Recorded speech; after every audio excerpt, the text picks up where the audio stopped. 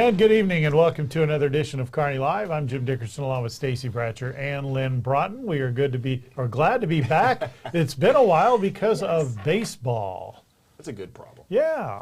All of a sudden, I say all of a sudden like it just happened. As many of you know, we've been trying to carry baseball for several years, and thanks to our own Leonard Broughton and others, there were others that were involved, but we are able to now carry Kearney's boys baseball. Now, before anybody gets upset, and before we talk to Brian, and before anybody sends an email and starts writing letters and all that stuff, we are working diligently to carry softball. Yes, I am. I'm working. And when Lynn says I am, he means we. I am. He means a collective. I'm taking all the emails for Brian. So I told him to email me. But so we are trying to do it. It's a logistics thing. It takes a lot to put these programs on. Yeah. But before we go any further, and we say thank you to Lynn, and then we move on. Exactly. Brian, how are you today? I'm great. And you know, it's spring, so you know what that means? It's not even softball season. So why are we even talking about it? Exactly. Well, the one thing, this was a problem even before global warming. This was a problem when I was in high school.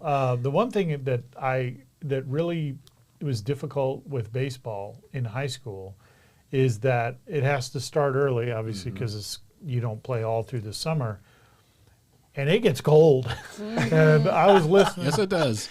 I was on a trip, but I was listening to the game. I think it was the first game. Was cold. I could hear the wind blowing in the background. I think I heard a few snowflakes hit the microphone. Yeah. Kelly was out there freezing to death.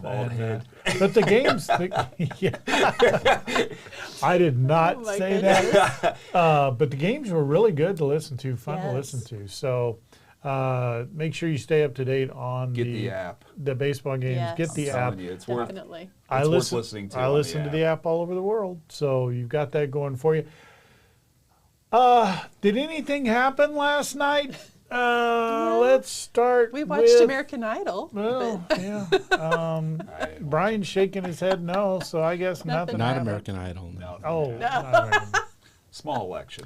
There was an election last night, and I don't want to jump ahead, but and we won't talk about that. But so, if you follow sports in Kansas City, that went down in a. Yes, it did. Yeah, I was a little shocked by that. I mean, it wasn't even close. No. It was 61-49. Something like that, 51-49, or more. 51-49, something. Yeah. So, I was floored because I had to look that one up this morning because I was like, hey, Jackson County. I didn't know what they were doing because a lot of teams, it's just a renewal, and then you see all the commercials of the players. Please keep it here, and then all of a sudden it went down. And we were talking a little bit before the show started, but you kind of wonder how much of that if we don't get this, we're going to move. Right. I'm like, no, you're not. You're not going anywhere. I don't think so. I think, first of all, it's not like buying a house. It's not like they're going to move to Oklahoma and they're going to be there by Tuesday. Tonight, no. And so you're looking at a several-year thing. And Stacy, you brought up a good point before we started. I mean, right now would be a horrible time to leave. Yeah, it'd be silly with the momentum we have going on in Kansas City, starting with the NFL draft, and we've got the World Cup coming. Thank you for filling in my brain. And we have the current. I mean, this is the market for professional sports at this point. Why would you leave? Right, and I think, and we'll talk about it a little more in the next segment. I think there's a lot more to it than absolutely. This doesn't have anything to do with sports, or people's love of sports. No, it has to do with the almighty dollar, I'm sure. And speaking of sports, completely off topic. Oh, no. But I'm going to throw this out there. Okay. Shut it. We're talking about Taylor Swift again? No, I thought he was going there, man. Talk about Taylor Swift. She's fine. She's fine. So I did watch. So if you've watched college basketball, it's crazy. Specifically women's college basketball. It's fun to watch. Yeah, because if you watched college basketball like in the 80s, women's college basketball, and I know I'm going to get hate mail for this, but it just wasn't good. it was just not good. It wasn't entertaining, and it was just bad. The girls have gotten so good anymore, and I was watching the LSU-Iowa game the other night, and both games were good. These girls are amazing. Yes. They are outstanding, and I mean, everybody's heard about what Caitlin Clark. Yeah, everybody. Yeah. But she's amazing too. But all of them, you go back to the 70s and watch girls college basketball, and sometimes they were lucky to hit a 2-pointer from 4 feet away. It just they didn't train like they do now and everything else. But how fast they were. These girls they're fast. They're shooting 3-pointers like nobody's, and making them just kind of like. Did you see 13.3 million people watch that game? Wow, that's awesome. LSU Iowa, more than the NBA is like way below people watching the NBA. Well, the that NBA one isn't real game basketball. Yeah, NBA more is viewers. Right, it's just crazy. And men's college basketball is getting to be more and more like the NBA with no defense. It's just all about shooting. And so now, if you want to watch real basketball, you watch the women. The women's. Right. The one thing I will say is that is disappointing for, in my opinion, for both men and women's basketball in college. I think as far as basketball goes, that's the high point. After that, it's downhill. Right. The NBA, as you mentioned, fewer people watch it, and the NBA players. So the WNBA. Well, in the both. NBA, you don't have to dribble. Right. So it's 3 steps, shoot, 3 steps, shoot. Right. Yes. And then in the women's WNBA, I couldn't even tell you a team, to be honest with you. I couldn't either. And I mean, their average daily attendance at a game is up to what, 4? So I just think it's disappointing because the pinnacle of their career is at the college level. It seems like. True. But but we were talking about what happened yesterday, Stacy. What did happen yesterday? And why are you looking around here? Let me help you. Read the script. Yeah. This is your cue. If you read these things ahead of time. Well, the question is, are cities asking too much of their residents? We'll talk about it next on Kearney Live.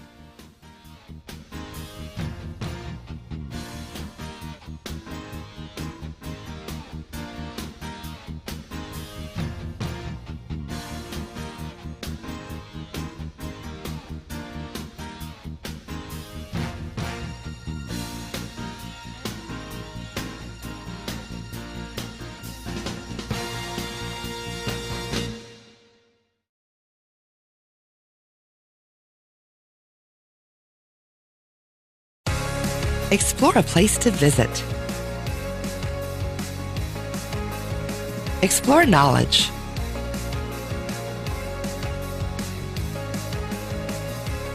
Explore fun. Explore relaxation.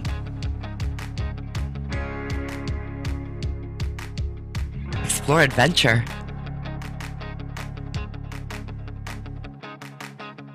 Explore a hometown. Explore Kearney, Missouri.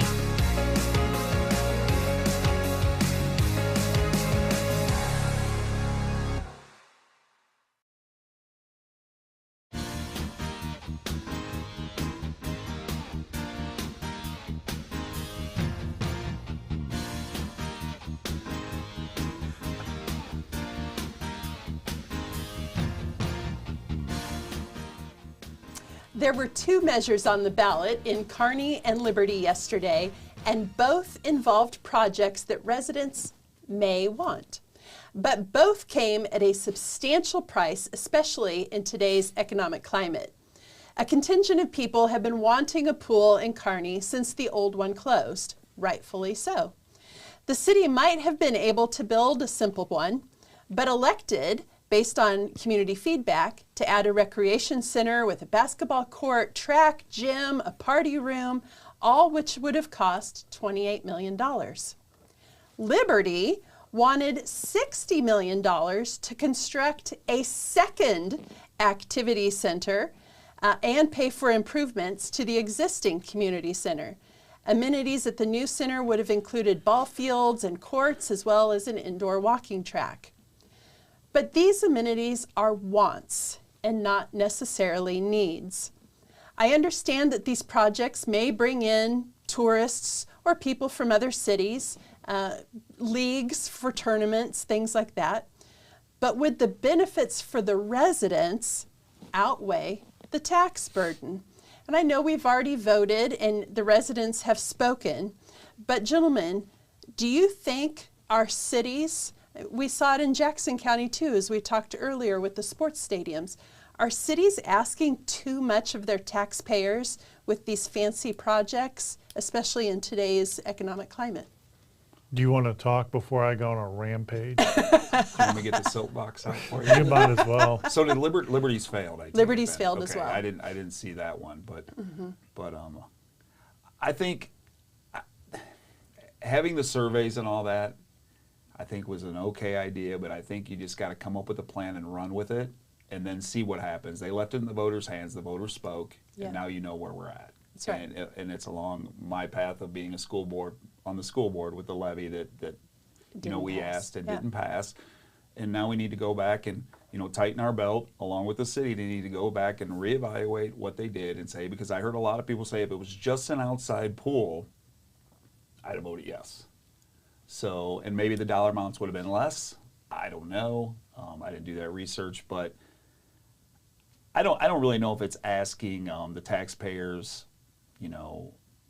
are they asking too much of them? I just think it's, they asked the question, they got the feedback, and then the project just kept getting bigger. And then I kept hearing, well, we're getting a smaller version of Excelsior Springs, a smaller version. And then people say, well, I pay this, this, and this at Excelsior Springs. Well, when you look at property tax, you look at sales tax, and then you look at you're going to charge me a membership. To me, those are no's. Because of the fact I'm a Kearney resident, I should get some kickback to being able to use the facility. That's my opinion. Yeah, and you can't really compare Excelsior because they're two completely different city types. The plot of land it was going to be on, right. I was interested to see how it was going to be actually laid out, because that's not really that big of a piece of land, even though it's a valuable piece of land where it sits. It is. But it'd been interesting to see, because you're landlocked, where I think Excelsior has a lot more room. So I don't know. I don't know. Go ahead, Jim. Everybody back up. I think, and you're starting to see this across the board, this is exactly, I've talked about this before, this is government trying to be all things for all people. The tax dollars were originally developed way back in the when I was younger, back in the 1800s.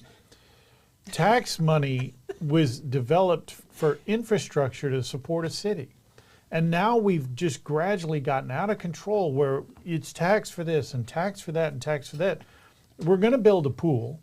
We're going to build a tennis court. We're going to build a yoga center. We're going to build everything else, but yet we can't pay our police officers more, our firemen more. We have potholes everywhere. And I think people are tired of it.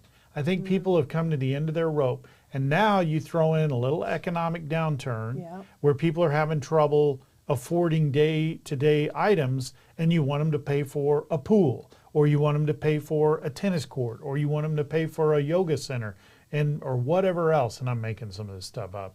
Although I guarantee there's a city out there somewhere trying to build a yoga center. But the problem is that isn't what cities are supposed to do. If you want a yoga center or a pool or whatever, my personal opinion is there are private entities that can do that if the demand is there. Right. But you're trying to make everybody fork over their hard-earned money for something that they may not do. There is a large contingent of any city, I'm sure, that doesn't need a pool. They would never go to the pool. Why do I need to pay for the pool? But you know what I do need? I need trash service. I need streets that I can drive on. I need police protection. I need fire protection. Those are things that we need. And I think this is going to happen over and over. And if you don't think I'm right, because I usually am, I just wanted to see what you say.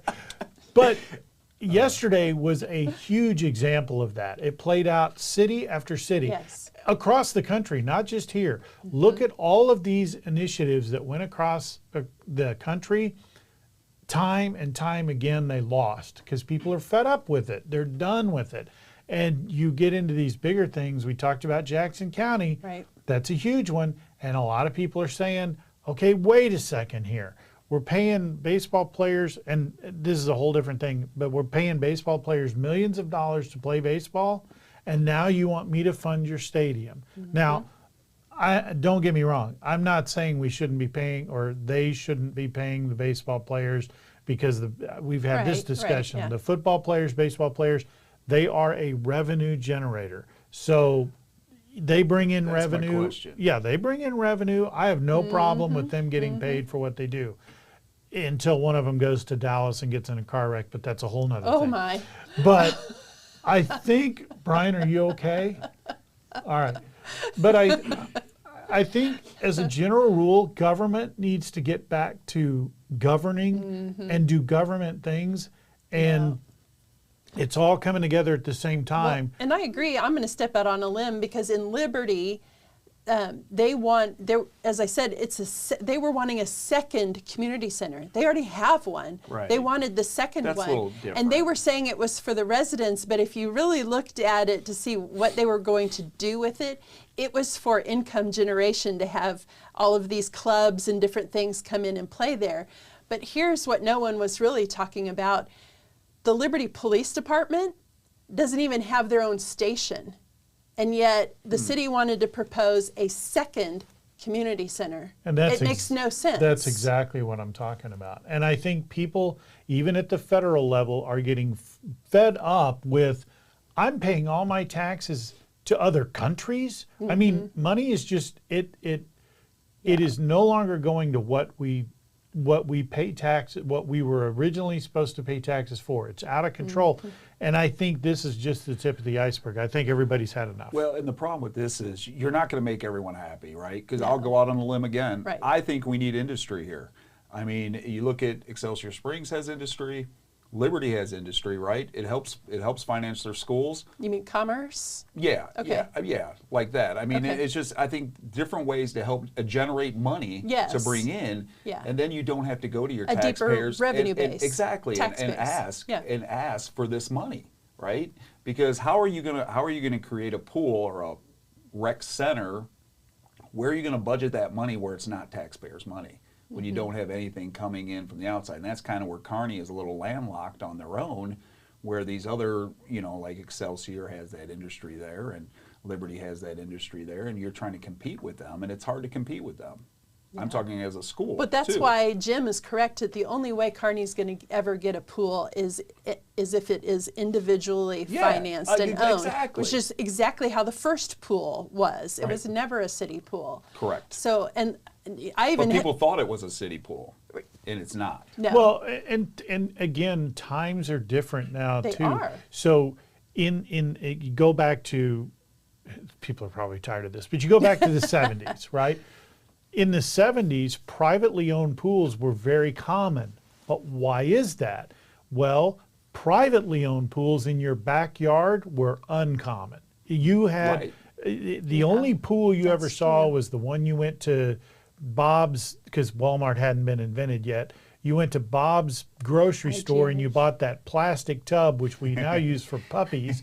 But you Yes. put that in your backyard, and that was your pool. That's if right. someone had one of those above ground pools, they were royalty. Big time. Right. But now, if you go to someone's house and they have an in-ground pool in their backyard, that's not that uncommon. It's no big deal. So therefore, the people who really want a pool kind of have a pool. Not everybody. I'm not saying everybody. true. That's true. But pools in your private homes are more common by far. Your Therefore, subdivisions have them. Right. correct. Well, that's another excellent Yes. point. So most all newer subdivisions have at least one pool. Right.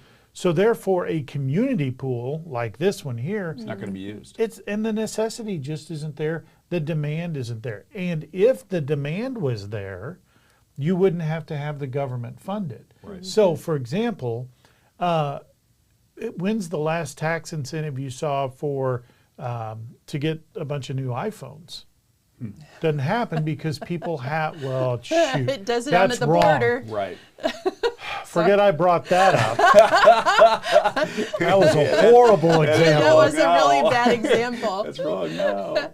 But I think you're right. In this day, today, yesterday's election, I think people were more concerned about paying for their groceries, their medication, their mortgage, their car payment, than they were about a pool or a sports stadium. I agree. And I got to be honest with you folks, Brian is in the control room losing his mind because I've gone past the commercial break. He's going to send me to jail. Lynn, what happens when people break the law?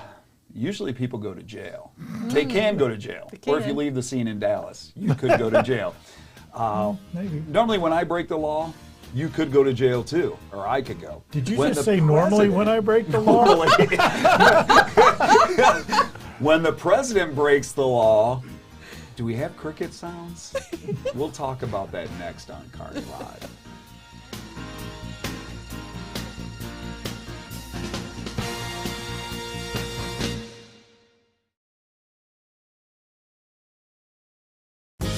Migraine headaches, the throbbing in your temples, the pounding in your forehead, extreme sensitivity to light and sound. Your neck feels so tight it could snap off. Oh, the debilitating pain. Hi, I'm Dr. Mark Strathman with Kearney Family Chiropractic Center, and I've been practicing chiropractic health in Kearney for over 22 years. When you come to see me, I identify what's wrong and determine if I can help you.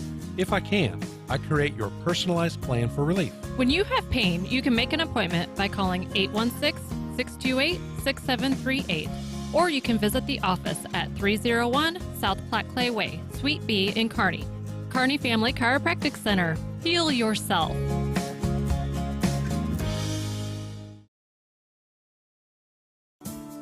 More reliable power means more of what you love. You expect your lights and appliances to turn on at the flip of a switch, and so does Platte Clay Electric Cooperative.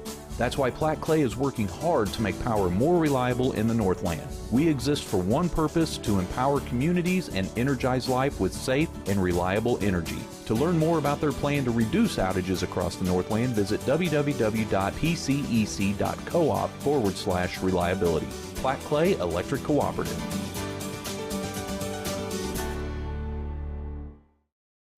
Simplify your banking, simplify your life. It's easy with Kearney Trust Company. Kearney Trust goes beyond convenient locations and good customer care to offer banking services that make managing your finances quicker and easier than ever before. Kearney Trust Company is your partner for success with 2 convenient locations in Kearney at 310 West 92 Highway and 701 Watson Drive in Price Chopper. The phone is 816-628-6666. Kearney Trust Company. Banking you can trust. Member FDIC.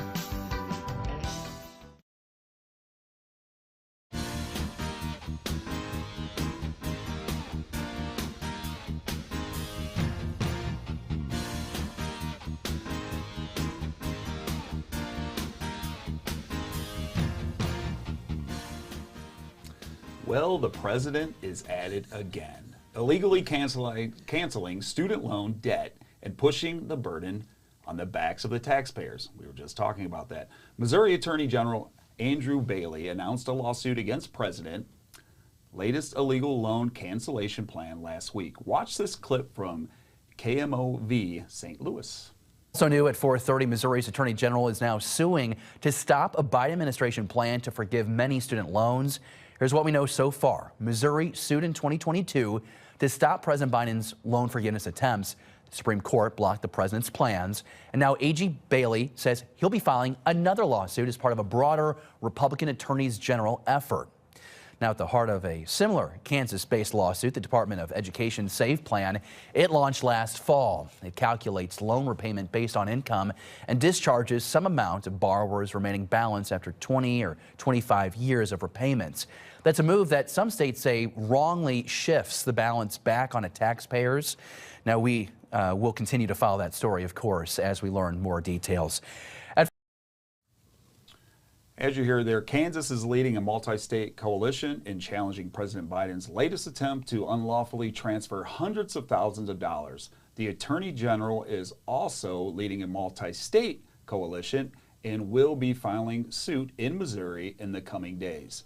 And you hear there too, the Supreme Court struck down Biden's first repayment plan as unconstitutional, citing the massive $430 billion. That's $430 billion impact on the federal budget without expressing authority to the Congress, to our Congress, from Congress.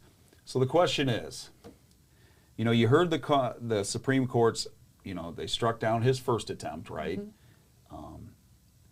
What can they do? He is trying to do this again. So what can they do to the President of the United States if he's not kind of following protocol? What are our next steps? What do you guys think?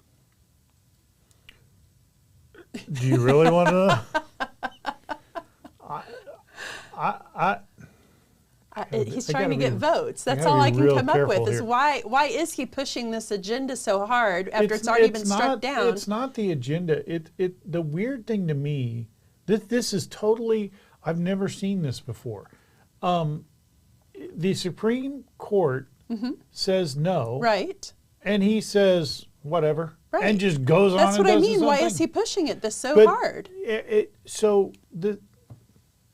Oh my gosh, how am I going to say that? Because we have so many other issues that need to be addressed and taken care of. This is not one of them. It's exactly what you said. It's the perfect timing because of the fact the votes. We need votes in the 2024 election. He's trying to get the young people's vote. And they're preaching free to them. It goes beyond that, though.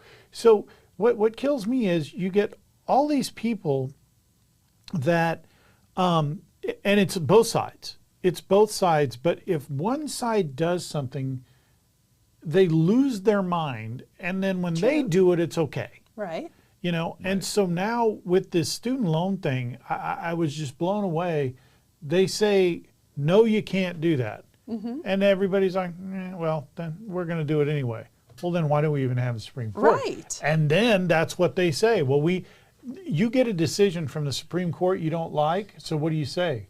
Abolish the Supreme Court. Or pack the court. Or pack it. Make more. But packing, do you notice that's gone away because the reality of that is stupid. We're going to put on 9, then we're going to put on 12. Now we're going to put on 15. Before long, in 7 years, we're going to have 700 justices. Term limits. But so we don't follow the law anymore. We don't have a law anymore. Everybody's running free. We've talked about, the catch and release is that's like the thing now. It's clear that it doesn't work, but we don't admit when something doesn't work. We just keep forging on, and then we blame someone else. That's all I've got to say about that. But what does that have to do with the school loans? Why is that the topic? Why? Because Lynn wanted to talk about it. I don't mean our topic. I mean, why is that the thing he's...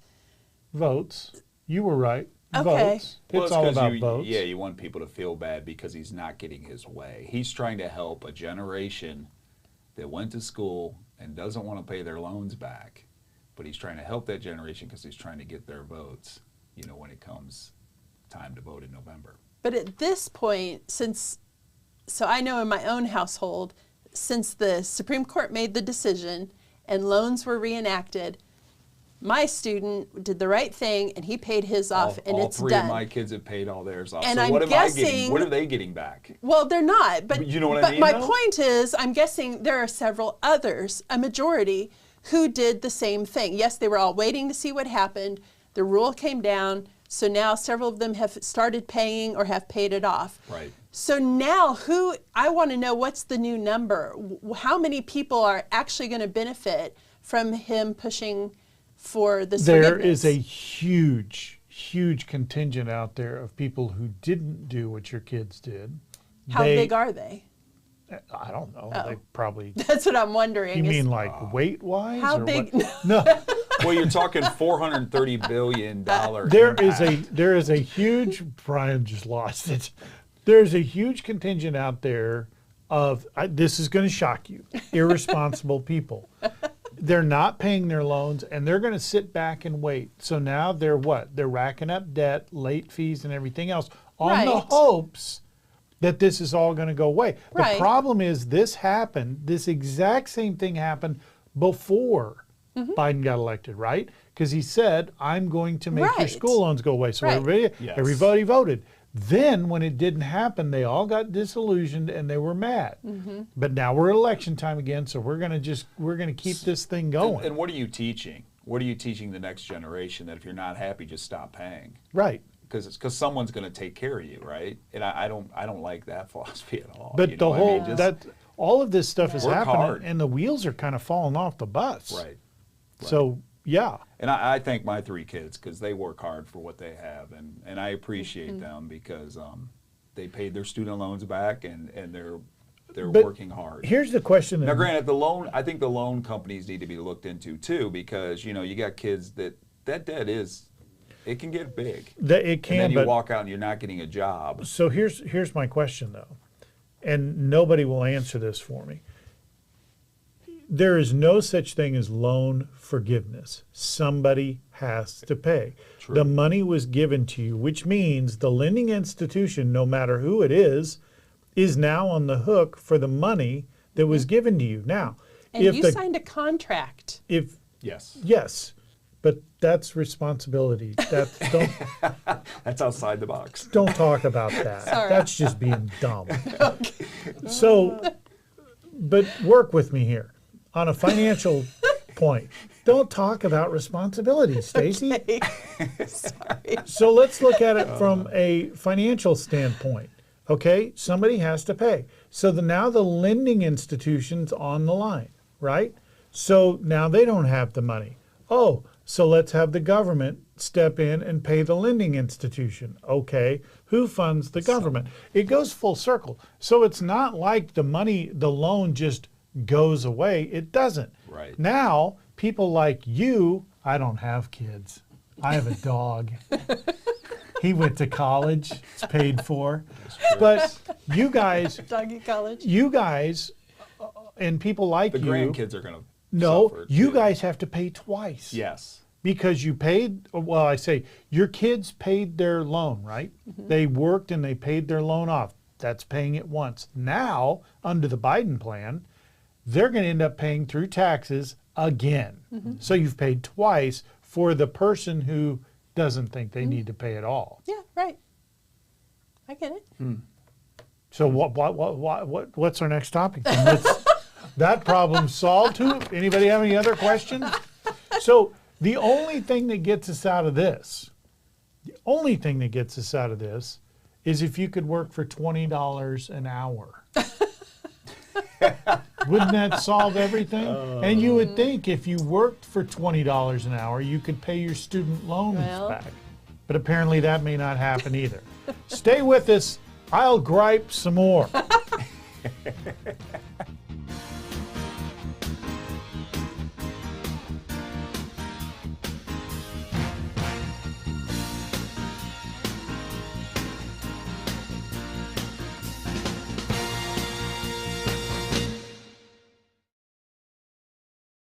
Simplify your banking, simplify your life. It's easy with Kearney Trust Company. Kearney Trust goes beyond convenient locations and good customer care to offer banking services that make managing your finances quicker and easier than ever before. Kearney Trust Company is your partner for success with 2 convenient locations in Kearney at 310 West 92 Highway and 701 Watson Drive in Price Chopper. The phone is 816-628-6666. Kearney Trust Company. Banking you can trust. Member FDIC. You may have noticed your shoulder hurting, or maybe a kink in your neck. The culprit may be looking right at you. Your phone. Think about how you use it. Does that pain feel familiar to you? Hi, I'm Dr. Mark Strathman with Kearney Family Chiropractic Center, and I've been practicing chiropractic health in Kearney for over 22 years. When you come to see me, I identify what's wrong and determine if I can help you. If I can, I create your personalized plan for relief. When you have pain, you can make an appointment by calling 816-628-6738, or you can visit the office at 301 South Platte Clay Way, Suite B in Kearney. Kearney Family Chiropractic Center. Heal yourself.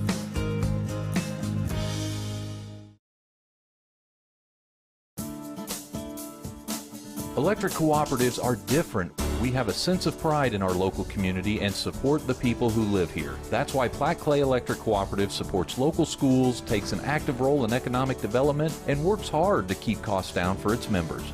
We exist for one purpose, to empower communities and energize life with safe and reliable energy. To learn more about how Platte Clay Electric Cooperative is working to achieve that mission, visit www.pcec.coop. Platte Clay Electric Cooperative.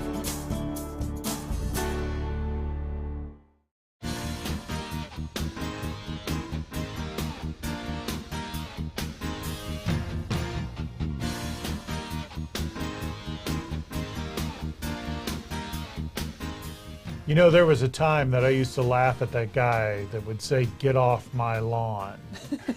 I'm now that guy, and I'm proud of it.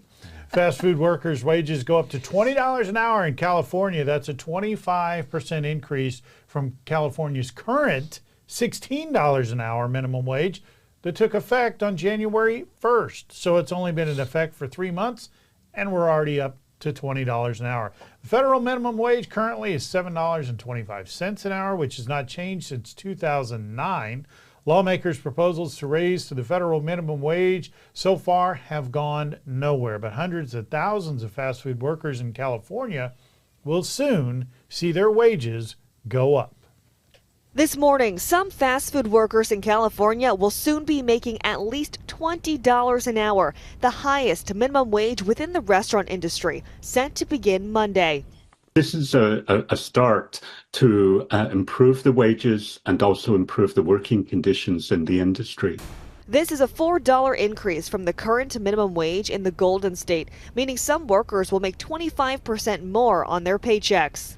Advocates say it's about time, given the extremely high cost of living and inflation. More and more folks are unable to raise bigger families, or at least, put themselves in a position to retire effectively. The new law impacts more than 500,000 workers in California and only affects fast food chains with at least 60 locations nationwide. Some small business owners worry they won't be able to compete with the wage increase. That's going to impact us by an increase of $470,000 annually across those 10 stores. It means that we have to raise prices, which we don't want to do.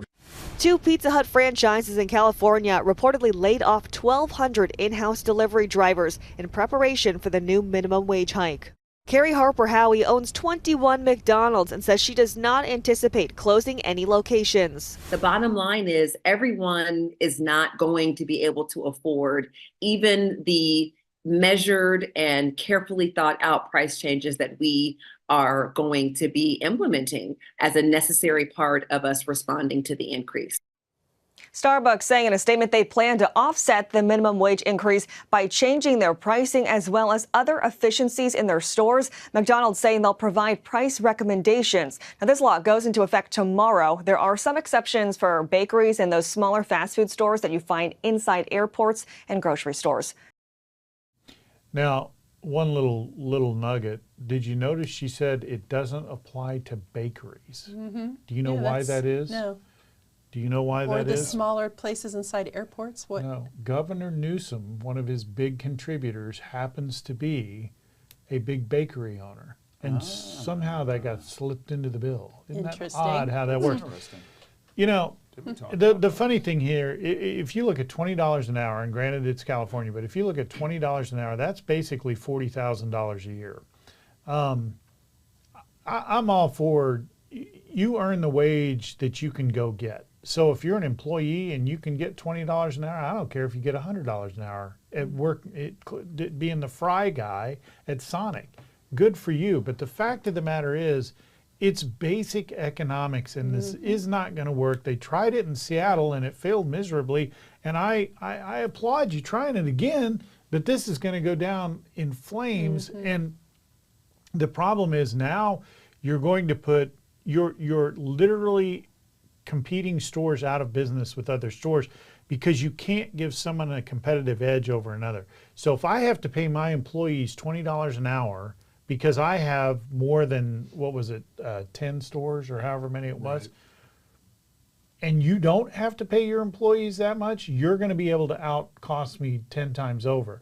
So what's going to happen? Number one, your cheeseburger that I don't even know what a cheeseburger is because I eat much healthier than that. But whatever the cost is going to go up significantly, number one. Number two, what as a business owner is your biggest expense? It's employee, it's labor costs. Absolutely. How do you get rid of that? You lay people off. Right, so just like you heard. Yeah, and then the third thing is if you're an employee that works there, you're going to be working 4 times as hard because you're going to be trying to do the work of 4 other people. This is just simple, basic math. If you've ever owned a business and you hear stuff like this, you just shudder because you're like, there's no way that I couldn't survive it. I couldn't do it. Well, and the other side of it that nobody, I don't think very many people think about is your nonprofits who have employees, like especially those who are in their service nonprofits where they serve people with developmental disabilities or other kind of individuals like that. It takes a very special person to work in that area, and nonprofits, especially those who are serving people with developmental disabilities, they get some funding from the government, but very little. Most of it is made up through fundraising. If you implement a minimum wage, even at $15 an hour for those nonprofits, they're not going to be able to make that salary work in their limited budgets. And then who suffers? Not just the employees, but the people that they're serving. Right. So, and here's the other thing, and then I'll let Lynn talk, maybe, maybe not. Do you have anything to say? Maybe no? Not. Okay, good. Here's the other thing that people, they overlook. And so, and this is going to hit a nerve, but I'm going to throw it out there.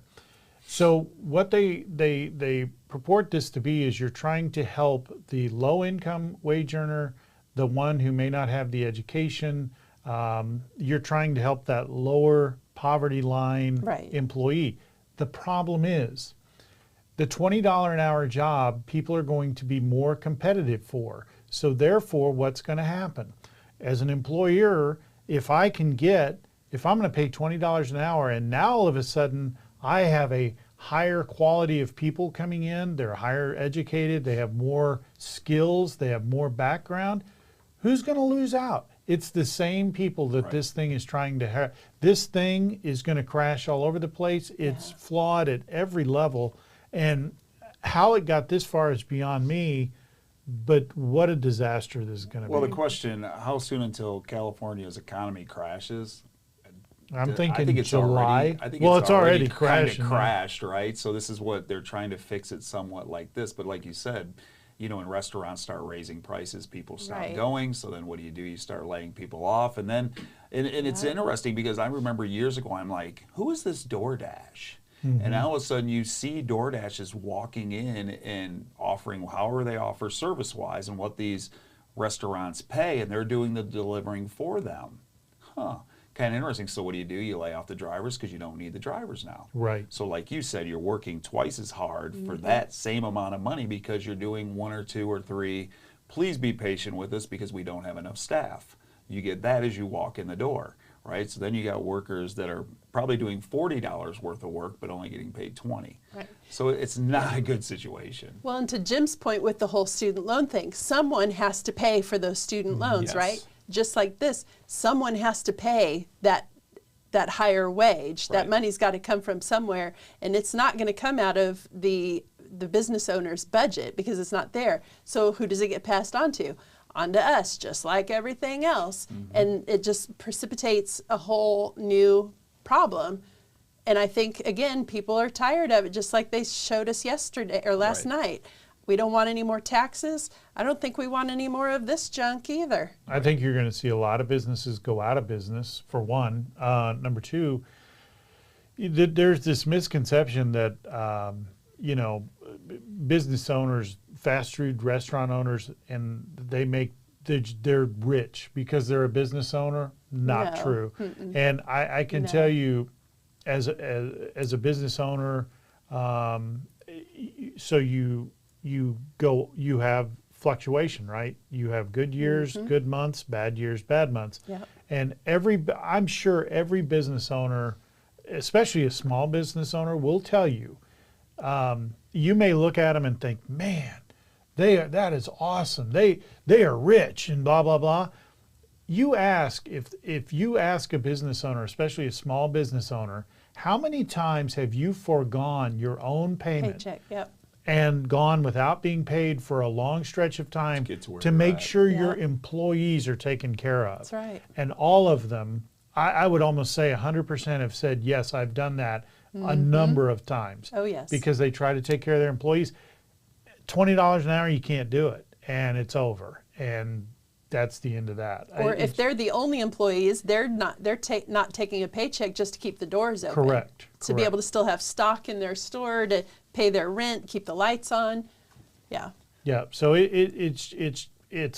this idea is so flawed at every level. I can't even believe. Well, and I'm interested, like, in the unemployment rate. Is California different from anywhere else? You know what I mean? Are these filling jobs?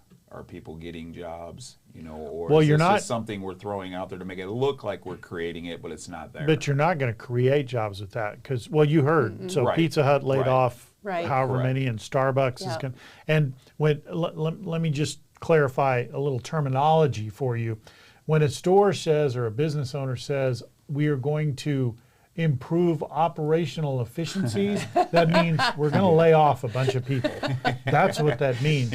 They're not going to put in the world's, greatest light bulb that uses LED. That's not happening. What they're going to do is they're going to lay people off, because the people who talk about, the same people, thank you, Lynn, for getting me started. Here we go.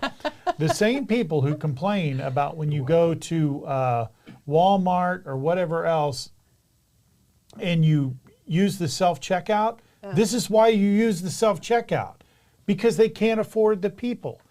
All you're doing with stuff like this is making more self-checkouts.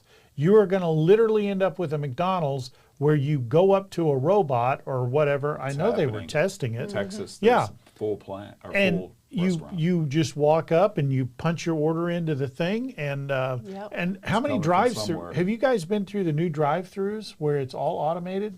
So when you talk to the drive-through, that sounds weird. But you talk to the drive-through, it's a computer AI thing that is filling your order. And so it pumps out your order. The only person that is actually working there is the person who physically hands you the food out the window. But the computers sort the food, do all that sort of thing. No special ordering. That'd be a boring job. So if you don't like pickles like me, you're getting pickles. Getting pickles. You're going to have to take off your own pickle when you motor out. Brian, how do you feel about this? He doesn't want to get involved. What kind of weak? What do you mean you don't want to get involved? Thank you. I think you're all right. Yeah. Oh man, that's weak. But Stacy, I mean, from a chamber's point of view, you deal with business owners all the time. Yeah. How many business owners do you know? Small business owners. I'm not talking about Walmart and Price Chopper, that big box. Although it will destroy them as well. So it'll definitely hurt them. Yeah. But what do small business owners say about stuff like that? Well, I haven't really had the chance to talk to them about wage increases, but I can tell you that there are a number of our Kearney small businesses, mom and pop owned, that, as you mentioned earlier, they are not taking their own salaries out. They're just reinvesting it back into the business or to their own employees in order to keep the doors open and people in. They're still struggling to get employees. They are still struggling to get the things that they need in order to continue their work. Supplies, words. It is really, really hard to be a small business owner since COVID, and it hasn't. Every year you think, okay, we've gotten through it. It's going to get easier now, and every year something else comes and hits them.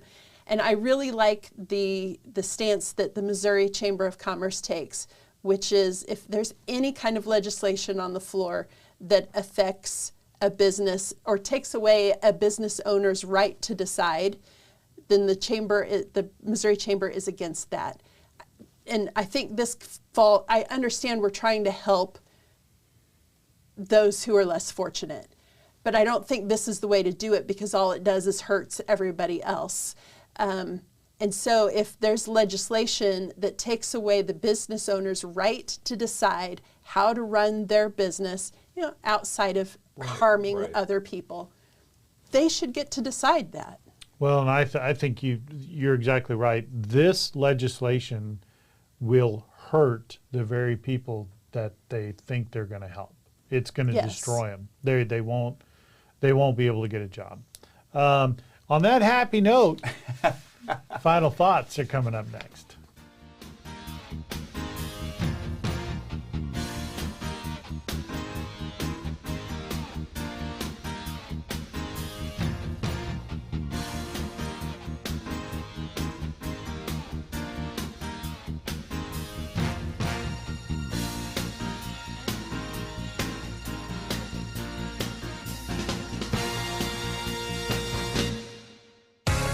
Explore a place to visit. Explore knowledge.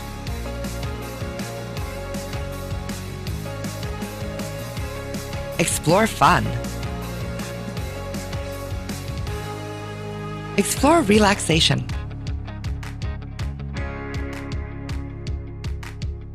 Explore adventure.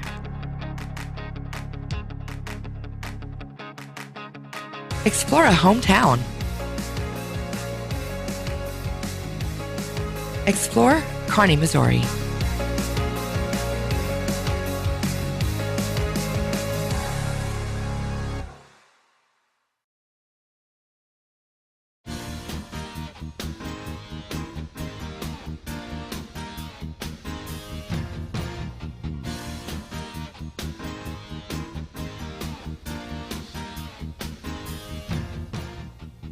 Get off my lawn. It's time for our final thoughts. Lynn's up first. Leonard. Try to make this a little positive, since we've had a show that we talked about taxing. Yeah. Yesterday, I want to just congratulate two folks, Matt Baker and Darlene Bailey, for being elected to the school board. And I look forward to working with you guys in the next couple years. So congratulations on winning those two seats. And also, I'd like to take a moment to just say thank you to our paraprofessionals. It's Paraprofessionals Appreciation Day was today, and my wife was a paraprofessional. That's not why I'm doing this. But I just want to thank those people that work in those buildings, because they work hard, and you are so appreciated. Thank you again. Paras are awesome. Stacy. All right. Well, if you are in the Kearney area, you have an opportunity to enjoy some great eats coming up in Kearney. It's going to be Restaurant Week, April 7th through the 13th. We have 8 awesome restaurants who have stepped up and are offering some great menu items and some specials and different things.